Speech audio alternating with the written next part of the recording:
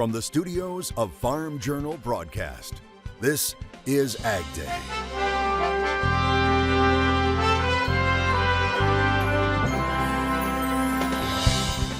Honoring a legacy by keeping it going, how one farmer's final harvest is being remembered by the next generation. A deadly incident involving anhydrous ammonia, the latest on what may have sparked it in Illinois over the weekend. As farmers breathe a sigh of relief that the government will remain open. I was totally surprised that we were able to avoid that shutdown. Why some are concerned it may be short-lived. Right now on AgDay. AgDay, presented by Pioneer. What's next happens when the testing grounds meet the proving grounds. Pioneer. What's next happens here. Good morning, I'm Clinton Griffiths. A last-ditch effort over the weekend in Congress means that the government will stay open for now. The president signing bipartisan legislation that will fund the government for 45 days. The stopgap measure will fund the government while both sides work on a permanent deal. The bill includes natural disaster aid, but not additional funding for Ukraine, which was a sticking point for some lawmakers. The measure also does not include any funding for border protection. Now, the bipartisan deal could also cost Kevin McCarthy his job as Speaker of the House, with some GOP members calling for his ouster as infighting over funding of the bill escalated within the party. I do intend to file a motion to vacate against Speaker McCarthy this week. I think we need to rip off the Band-Aid. I think we need to move on with new leadership that can be trustworthy. This is personal with Matt. He's more interested in securing TV interviews than doing something. He wanted to push us into a shutdown only because he wants to take this motion. So be it. Bring it on. Let's get over with it and let's start governing.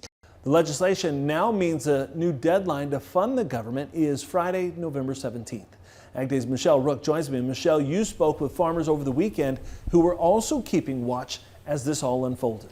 Farmers are breathing a sigh of relief that Congress was able to avert a government shutdown, but fear this could be just a short-term Band-Aid. They rely on USDA for farm programs and information to help them make marketing decisions. And the uncertainty a government shutdown creates can also cause negativity in ag markets.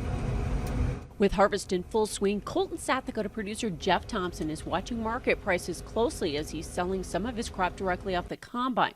So he's relieved the government will continue to operate, at least for now. I was totally surprised that we were able to avoid that shutdown. That would have been bad for us as farmers, just not having reporting services, being able to get their crop reports out on a timely basis. A lot of people depend on those government crop reports on how to price and how to sell the grain that we raise. However, former American Soybean Association President Kevin Scott was in Washington over the weekend. He's concerned any relief to the market could be short-lived with only a 47-day stopgap measure. So there needs to be some changes in D.C. I'm glad they've got this issue decided, but it's for a month and a half, and then they'll have to do it again. Right. They don't seem to want to long-term fix anything. And he says it won't take long for uncertainty to creep back in if lawmakers dig in their heels to force spending cuts. We need to quit spending the money we're spending out there. I mean, there's just no excuse for a $33 trillion deficit. We've got to quit doing that. And there needs to be some pullback on that. However, he says agriculture is pushing back on possible cuts to farm programs because the ag budget is only a small percentage of the federal budget. I'm Michelle Rook reporting for AgDay. All right, thanks, Michelle. Meanwhile, Republican presidential candidates continue to court the Rural America vote. This time it was former President Donald Trump paying visit to Iowa. The current GOP frontrunner campaigning in southeast Iowa in Ottumwa. He spoke before 2,500 people inside an event hall there. He also traveled northeast to Layton, Iowa, where he visited a soybean farm and autographed a John Deere combine. Under crooked Joe Biden, it's been a nonstop war on American agriculture. Biden reimposed the job-killing Waters of the United States rule. Do you know how bad that is, right? Does everybody know that? Because it sounds so beautiful. Waters of the United States. Oh, it's such a beautiful term. Like their wonderful inflation killing. We're going to kill it, inflation. The inflation killing bill. It's going to be great, but it didn't turn. It's a Green New Deal bill. They renamed it later. But the Waters of the United States, how beautiful. Except every page is a kill. It makes it impossible for you to produce, for you to farm your land, for people to build on your land, for you to build anything on your land, including housing. A disaster. Mr. Trump is expected to be in Waterloo and Cedar Rapids next week. Investigators continue to look into what caused a deadly leak of anhydrous ammonia in central Illinois over the weekend. A federal transportation official says it may have started when another vehicle tried to pass a tanker truck carrying the chemical on US 40. A National Transportation Safety Board member says the truck ran off the road after pulling to the right. It jackknifed, toppled over, and hit a utility trailer parked by the side of the road. Now, the accident occurred in the small community of Teutopolis. That's about 110 miles northeast of St. Louis. The crash Friday night killed 5 people, injured 5 others, and prompted an evacuation for hundreds of nearby residents after the ammonia started to leak. Now, it's believed the crash caused the tanker truck to spill about half of its 7,500-gallon load. Warmer, drier weather's continuing to keep combines rolling right now. USDA is saying in the latest crop progress report that 23% of the corn crop has been harvested. That's 2% ahead of average. As for soybeans, 23% is now harvested. That's 1% ahead of that 5-year average. Meanwhile, cotton harvest also picking up pace, sitting at 18% completed. That's 1% ahead of the norm. While winter wheat planting has really increased in the past week, now 40% completed, that's still 3% behind average. It's the Southern Plains that's seeing a lot of rainfall right now. Meteorologist Matt Engelbrecht has the very latest for us.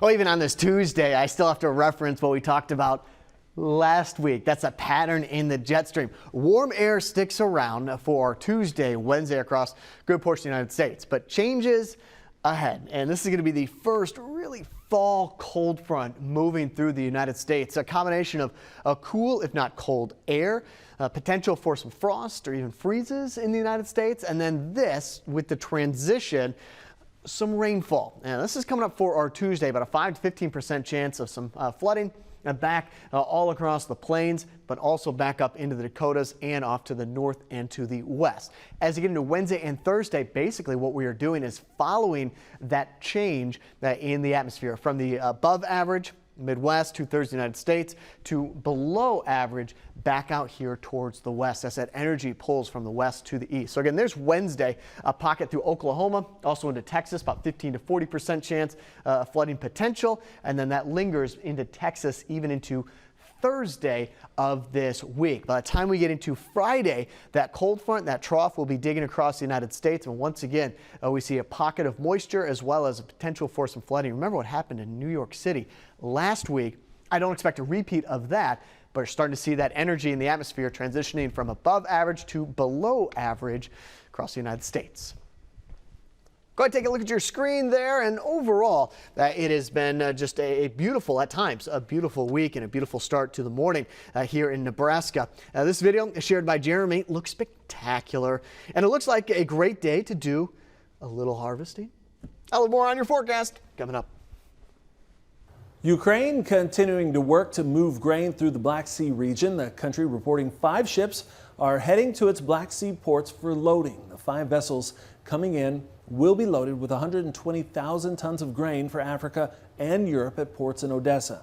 And it says 3 others recently left with cargoes. Meanwhile, Ukraine is reporting a significant drop in freight rates for grain exports through its newly established corridor. Now, according to the Ukrainian agriculture minister, freight costs have recently become 30 to 40% cheaper over the past 2 to 3 weeks. However, grain exports have also fallen sharply. So far this marketing year, its grain exports are down more than 25% from the same period last year. New research shows 2 companies accounted for more than half of the corn and soybean and cotton seed sales in recent history. The Economic Research Service says those 2 companies are Corteva and Bayer. It says those 2 companies provided the majority of retail seed sales from 2018 to 2020, and it says that's the most recent period for which estimates are available. It says today, Bayer, Corteva, Syngenta, and BASF control the majority of crop seed and ag chemical sales. Researchers say the concentration can be traced to the expansion of intellectual property rights to private companies for seed improvements from back in the 1970s and 80s. And they say that created an incentive to research and develop new biotechnology seed traits and varieties. It was a pretty solid start to the week for many of our major commodities. We'll sort through all of the markets coming up in Markets Now. And later we're off to celebrate a Hoosier harvest and one Indiana farmer's final pass, remembering a life through the lens in the country.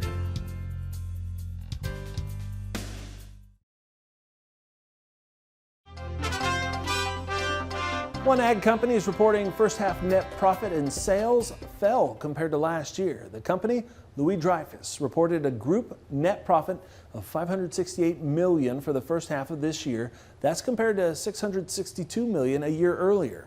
Net sales fell to just under $26 billion from more than $30 billion. It says it's due to a decline in prices as well as a more than 4.5% year-over-year decrease in volume shipped. Markets bounce on Monday with corn, wheat, and cattle all pulling higher. Michelle Rook is back with more in Markets Now. Mostly higher day on Monday with the exception of the hog market. Ted Seifert with Zaner Ag Hedge joining us. And cattle and grains all recovering on Monday. Ted, how much of that was just the fact the government was going to stay open? Yeah, Michelle, I think that's a big part of it. You know, we got the last minute deal in order to keep the government open for a brief period of time, really through the end of November now. So that's good. And it was a big sigh of relief.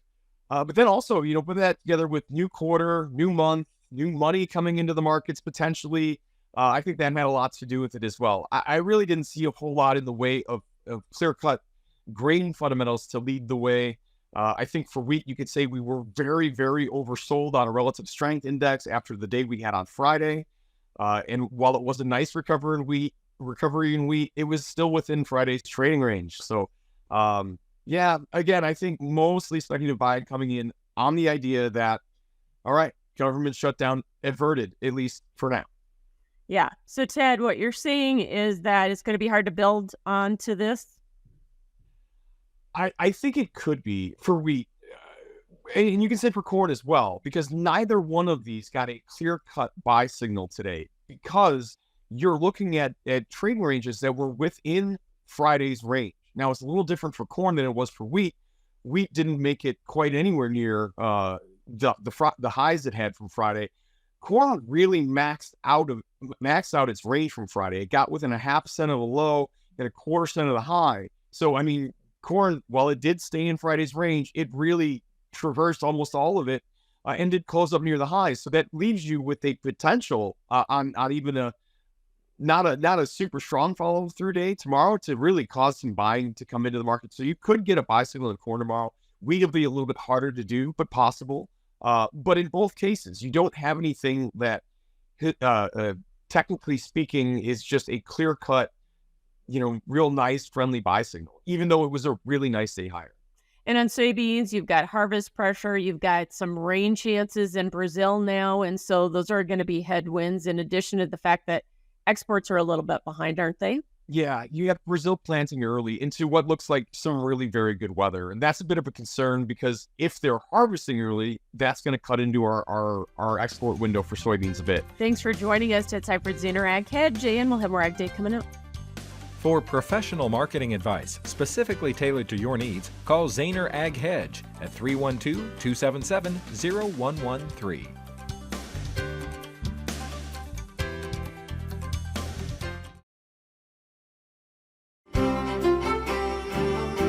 Yeah, overall, the jet stream is starting to change. It's starting to look more like a fall pattern across the United States. And you can see that by Tuesday and Wednesday, much like we talked about last week, that ridge hangs around, that pocket of warm air. The cooler, drier air is going to be back out here to the west and to the northwest. Significant cool down coming across the United States. And as we know, with the jet stream moving from the west to the east, that energy will translate from the west to the east and actually pick up some colder, drier air from Canada and bring it back down here towards the south. That's in the immediate future. As we get deeper into the forecast period, start to see a deep trough develop in and across the United States. Again, that's on Thursday. But as we go into Friday, Saturday, and Sunday during the weekend, the pattern we had last week flips, where we get the ridging and the warmth back out here on the west coast and the potential for some storms between the trough, the low here, and the Ridge, so right into the plains. As we go into the weekend, Saturday and Sunday, look for storms, possibly some showers kicking up in between those two prominent features. Again, that's on Saturday. You'll see it when we look at October 7th through the 11th. That trough is going to be where that blue is located, and then you got the ridge where the red is located. And this is in terms of temperatures. So above normal temps back out here to the northwest, below normal temps off to the east. And this is a typical pattern when it comes to October, when it comes to fall. That jet stream is starting to respond to that difference in sun angle and translating to deep troughs and amplified ridges. As for that precipitation outlook, so the one thing that we strive for when it comes to fall and especially into winter is looking for a source of moisture. And October 7th through the 11th, our source regions for some moisture is going to be the Gulf. That's why we get some showers, maybe some heavier downpours. Back out here into Texas, it's going to be the Pacific Ocean, so picking up some moisture for the northwest, and then also into the Atlantic when we get that energy pulling in some of that warm Atlantic water or moisture back over towards the northeast. I don't expect a repeat of what happened in New York City last week. Certainly going to be some wet weather up there into the northeast. Start off in Topeka, mostly cloudy, high around 89 degrees, low of 64. Jessup, Georgia, 85 degrees, low of 66 and sunny. What about Oak Ridge? High around 87, low of 58 degrees. The biggest show in dairy is underway. We have an update from the World Dairy Expo next. And later, an Indiana farm family reminds all of us to appreciate every moment, including the business of harvest, a celebration of life and lens in the country. Your next piece of equipment is on MachineryPete.com. Search equipment from dealerships across the country to find what you're looking for. Only on MachineryPete.com.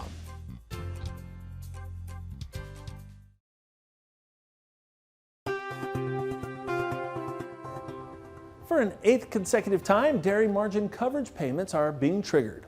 August income overfeed margin is $6.46 per hundredweight, with projected DMC payments totaling $120 million. Now, to date, dairy producers taking part in the program have received more than $1.2 billion in support this year. The Farm Service Agency says margin forecasts indicate the likelihood of more to come before the end of this year. And while it's a tough time for the dairy industry, there's still a lot to celebrate, and that's what's being highlighted at this year's World Dairy Expo. The annual event now underway. It runs through Friday in Madison, Wisconsin. Attendees can check out the trade show along with the dairy cattle show and sales. There are also several educational meetings going on. For more information, head over to worlddairyexpo.com and look for coverage from Farm Journal's Tyne Morgan later this week on Ag Day. Up next, celebrating the seasons of life from harvest and beyond. We get insights from an Indiana farm family reminding us all to appreciate the sights and sounds of the season. That story next. Got equipment to sell privately but tired of scams and hassles? Visit MachineryPete.com and click Sell Mine. MachineryPete.com, the simple and secure way to buy and sell equipment online.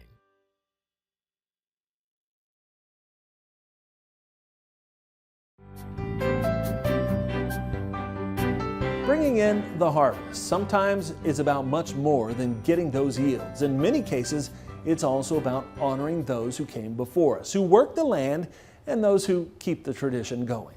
And that's why we want to share the story of one farming family in central Indiana. Emily Wilson capturing unforgettable memories with her camera, the last combine ride for her grandfather, Alton Daughtery, a few years ago. There he is, climbing in with his son, Matthew Daughtery. She posted these photos on her Sunnybrook Creative Photography site over on Facebook. Now, Emily says that a farmer has 50 to 60 growing seasons in their career, and each season can be filled with joy, stress, anger, excitement, along with anxiety. But in the midst of it all, we don't really stop to think about how important each season really is. She says farmers are often focused on balance sheets and bottom lines, rain gauges and yields, but she says you never know which season might be your last chance to grow that record-yielding corn, to try a new practice, or teach your grandkids one last thing. Now, over the weekend, Emily was back out capturing the harvest with her camera. She says it was the last crop her grandpa saw planted, her brothers, Eric and Ethan Daughtery, carrying on the tradition for a 6th generation. Emily reminding us all The next season isn't promised, so slow down and make the most of every season. And always stop and take the picture. And we thank Emily and her family for sharing that story with us. And that's all the time we have this morning. We're sure glad you tuned in. From all of us here at AgDay, have a great day out in the farm country.